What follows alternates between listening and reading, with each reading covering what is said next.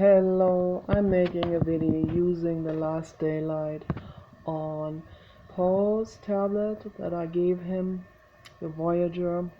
This is hooked up to Nikki Daisy Redwood. I haven't made a video for this channel in a very long time, but I thought I might just as well make a video right now testing this.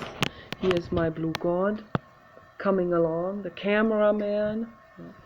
So Blue God in blue and Blue God in reptile colors on the back. So this is a two paintings in one. So it's like a sculpture.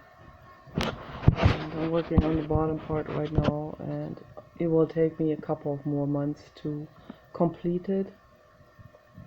I just wanted to make a quick video here on this channel, so you can also come to Nikki Loves Dogs. I make a video for that with my other Voyager tablet, sometimes outside, and I make most of my videos for Clay and Putty videos. That's my new channel. I make that on my Chromebooks, both Chromebooks, this one there and the one downstairs in the living room. They're both hooked up to Clay and Putty videos. So rarely do I make a video up here with that computer. Almost never use it, but it's always good to have a backup computer just in case something goes wrong with the other one.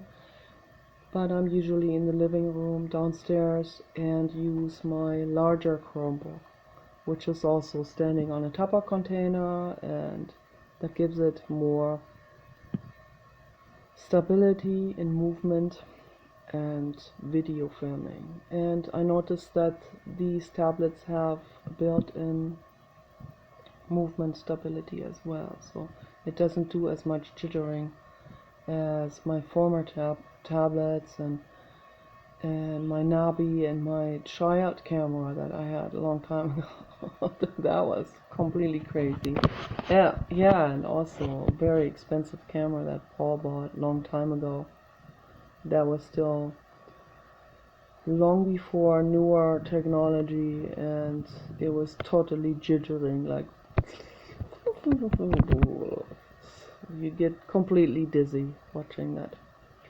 So, but yeah, I like to have my Chromebooks on the Tupper container, and then when I move a little bit on the couch, it whips just a little bit like this, and sometimes I move the Tupper container also a little bit to give it a little bit of a whipping movement for the nerves. It's very calming. So tomorrow I'm gonna make a banana video on my Chromebook downstairs for Clay and Putty videos. Paul bought a banana, a frog, and a unicorn at the Dollar Tree store, and they have little squishy balls inside. I already bought the same unicorn before, and I'd already made a video with it, so now we also have a banana with little balls in it, and we have a frog.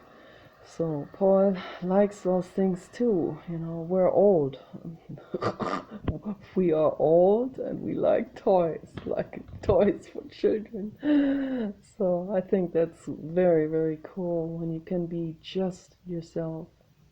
You know, you have total bird-free freedom, and you can do anything you want. You can paint boxes, and you can make artwork, and you can hang it all up everywhere on the walls, and eventually my whole house is gonna be full of my artwork, and I don't know where to put it. I don't know where to hang it up. When we move, I don't even know where to put all of this. I'm gonna need someone to take my artwork into commission, you know. So some lucky person who has a large office space where I can hang all of this up and stand up all my sculptures that I have here. And lots of sculptures that are in the staircase, and lots of little sculptures too, and I don't know where to put all of this. I'm gonna have to find someone who takes that all and takes good care of it in a good temperature, in a good climate, and who maybe sells it on commission, who gets 50% for it, The gallerist charge, that would be amazing if someone would take my artwork. But I don't know. I don't know where to find someone like this. So maybe I'll find someone eventually. So I doubt that I will find an actual gallerist who will do an exhibit with my artwork. That would be amazing. That'll be a dream come true. But I'm very realistic. I don't know how to find the connections to people like this. I have no connections. I have no friends. I have only one friend, and that is Paul.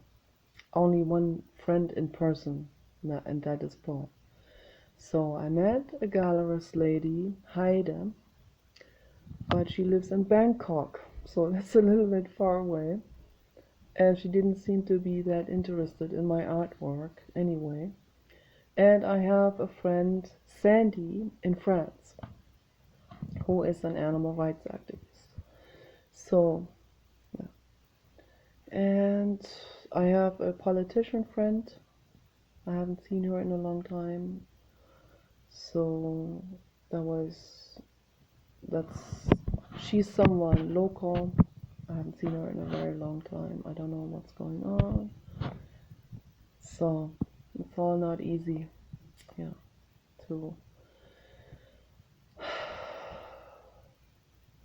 to deal with people, as in making everyone fit under the same umbrella. That is not easy. I love the politician friend very much, but she doesn't fit with Paul under the same umbrella. And yeah, then I have some friends on the internet, and I have walked away from my family overseas because I need to do this psychologically for myself. It's very important.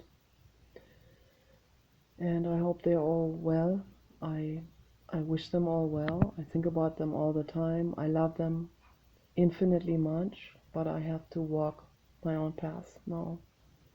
This is very, very important for me. Very important to do for my mental development, for my healing journey. Very, very important. I take the difficult route, the gradual route.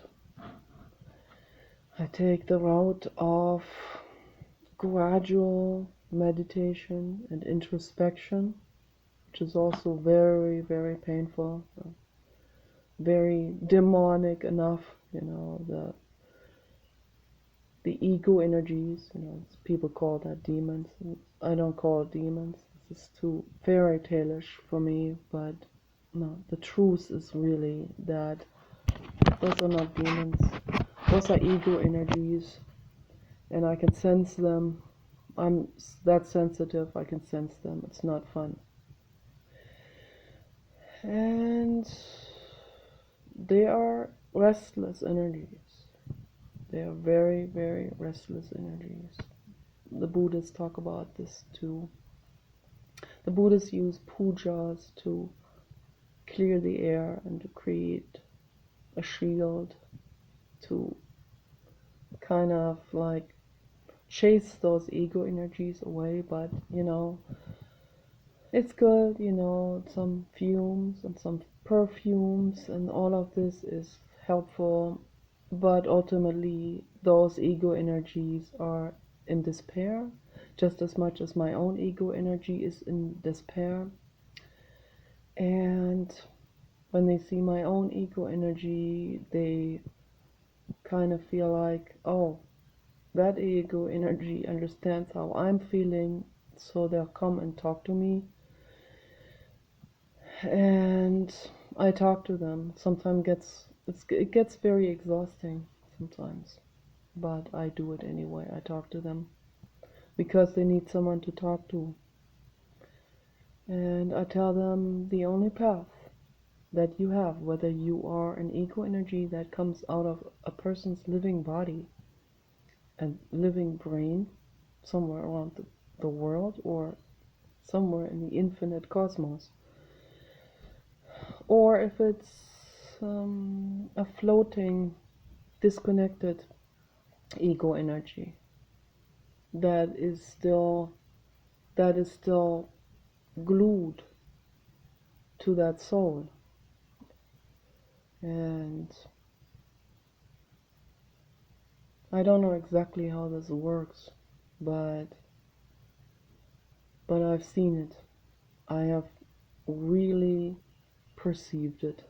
Now I really see what's going on.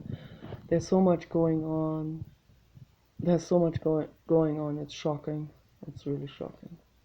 Most people don't want to believe that. They think that, oh, they're so stuck in the materialistic world, like that psychiatrist who did the OCD project a long time ago, where I identified myself with every single person, that every single client I could identify myself was their OCD problem. I had like everything to some extent.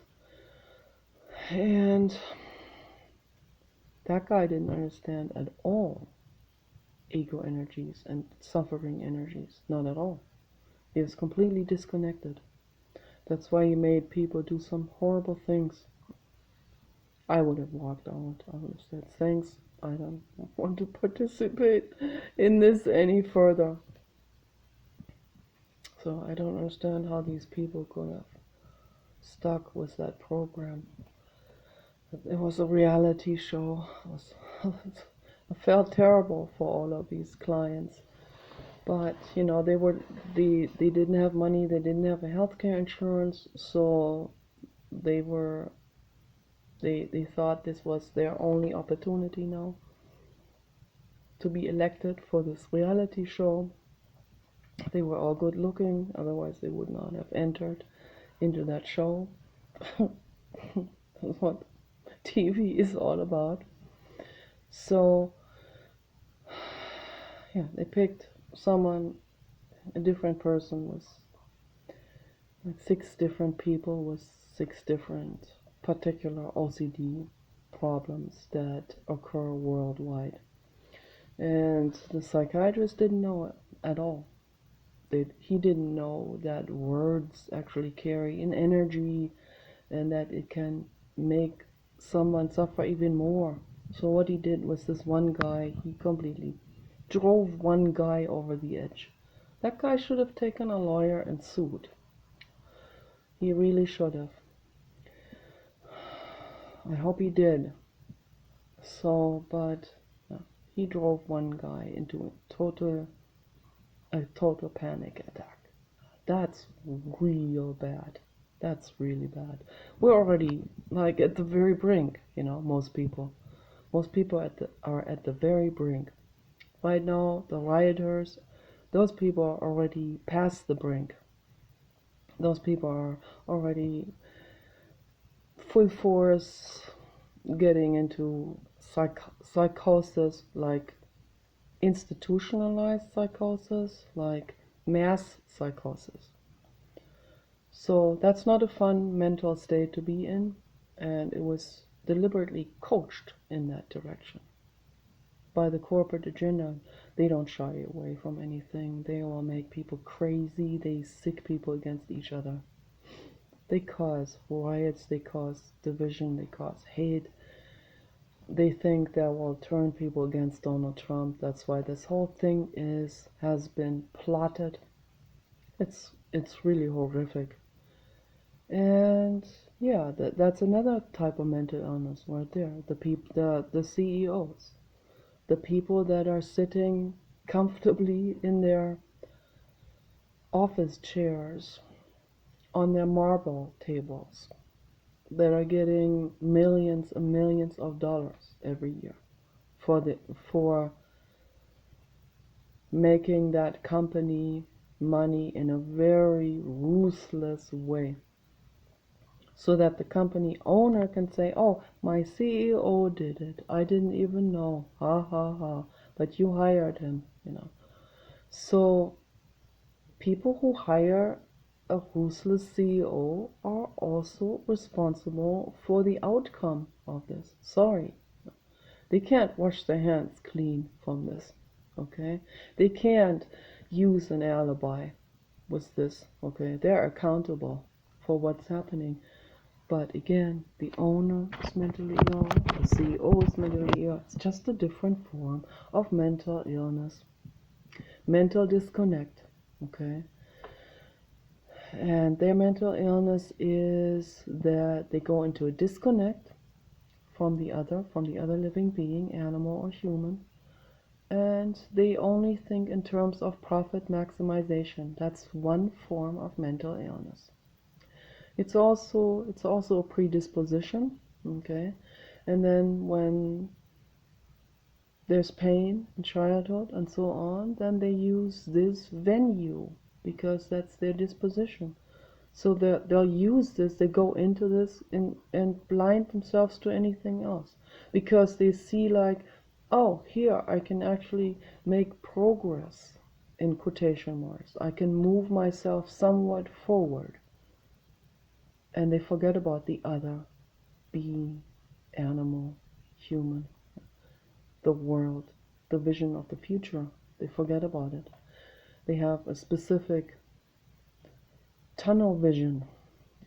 They have they have an intelligence and this ability of disconnect and going into greed. And that is their mental illness. That's their coping mechanism. And a mental illness is a coping mechanism. Any coping mechanism is a form of mental illness. It could be severe, it could be looking rational to the outside world, but it still is a coping mechanism and a mental illness. Different mental illnesses come from different coping mechanism abilities that are actually genetic. Someone who can go into complete denial or anosognosia, where they don't even know what they did yesterday out of a self-defense. Okay, that's another ability, in quotation marks, that leads people into blackouts and into dissociation. You know. Or people that dissociate into different personalities. That's an ability. Okay, it's an ability that someone with tremendous pain will use. That they will use it because it works. Okay, that's why they use it. If they don't have that, they can't use it. Then it wouldn't work. Like in my case, I can't go into different personalities. I can't go into denial. I am constantly confronted with the reality of now, with the pain of the past, with the worry about the future, and with this present from Jiddu Krishnamurti telling me to go into the present moment.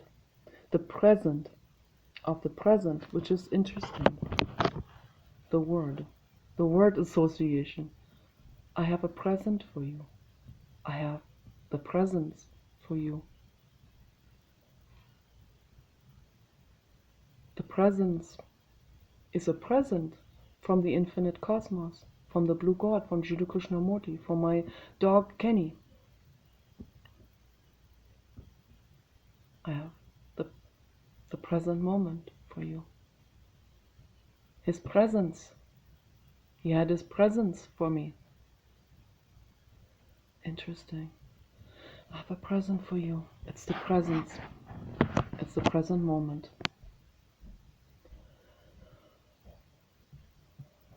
With the worry about the future, with the grief over the past, I can sit here in this present moment and smell my perfume and make a video on this tablet and look at the ocean and the trees. And I can be grateful for that what is. Back pain, my arm getting tired, not knowing how the future is going to be, sometimes shedding many tears.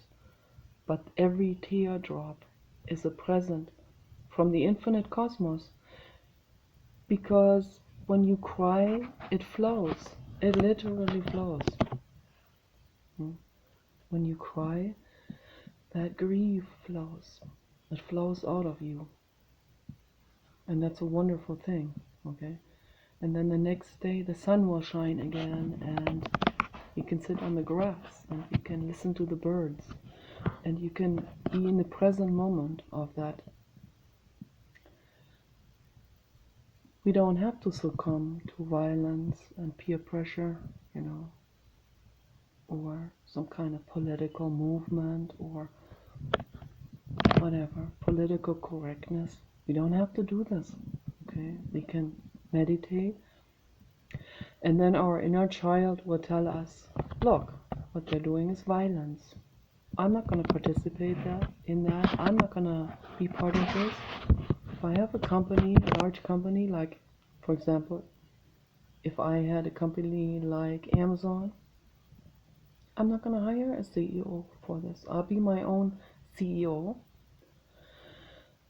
I will be supervising everything, and I will have an ethics test for people to fill out. I want Elon Musk to do that. Have people fill out an ethics test. Okay? And then only hire those that care.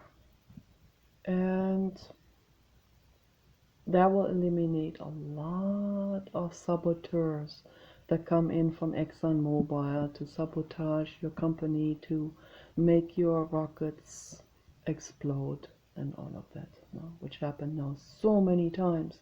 How much money got wasted, how much destruction, how much environmental destruction, because of those saboteurs hired by Exxon, by Boeing, by who knows who hired them. Yeah. Who knows which corporation would. The entire corporate summit that hired them paid them millions of dollars to infiltrate into Tesla and sabotage his work. These things are happening. You'd be very surprised if you saw the entire truth of everything, and you saw who's actually who. The people you hate are actually your friends, and vice versa. And your friends may not be your friends at all. Or the people that you look up to, your ministers, your favorite politicians, the ones that say, I'm working for you and you're all victims and blah blah. No, they're not your friends. They're not your buddies. They work very precisely for the corporate agenda. Anyone who wants to unempower you is not your friend. Okay? Your real friend is the person who says to you, you can do it. You can live a decent, peaceful, good life. You can become successful on every level. You can become peaceful and kind-hearted. That's your friend, okay? No one else. Anyone who says you are unempowered and you need to stand up against the oppressor, they're not your friends. Those are falling prey to the corporate agenda, okay? And all of this has been troubling me quite a bit. All of this stuff, I think about this non-stop, and I just wished I could speak to every single person and talk common sense into them, and make their lives better and make all of our lives better and make everyone realize that the only path we have is peace and love and gentleness for every living being, animal and human. Okay? You guys take care. Peace and bliss.